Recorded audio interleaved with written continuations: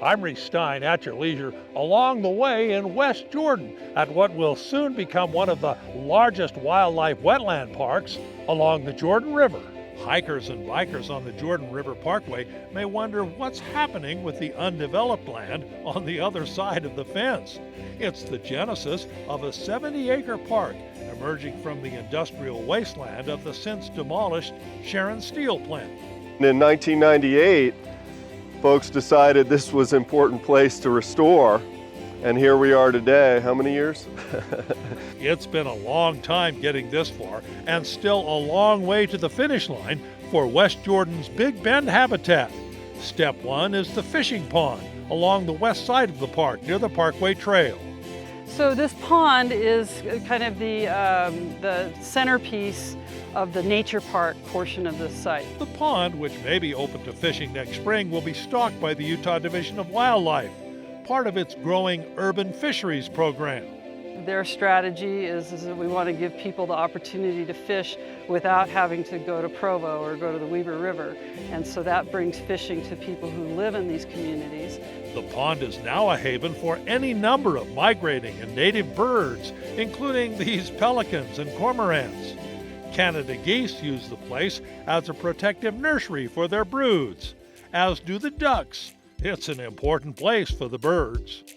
And it's like a funnel. And so without areas of open space and habitat like this, there's nowhere for the birds to go. So this is a stopping place. And then we also have a lot of nesting birds that come here, and we're trying to increase the area of habitat where they can nest. Deer and other mammals, including at least one family of foxes, have already moved into the area. The next step is to turn this once industrial dump into a flourishing garden. Crews are spraying herbicides on the weeds that dominate the habitat.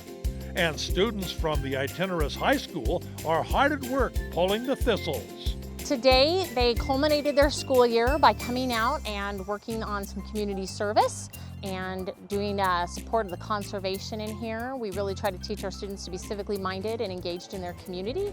They're working hard.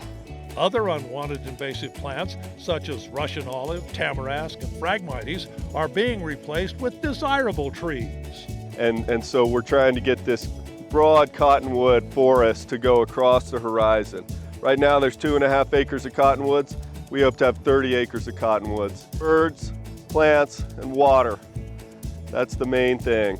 And how those work together equals the management and what happens on the ground. The channelized Jordan River with its steep eroding banks will be rerouted with gentle meanders and gradual banks through the center of the property. It's just like a chute. And so what we're trying to do is give the floodplain more space, so when it does flood, the river has more space to go, but then also meander the river a little bit more so it's not just a straight chute through.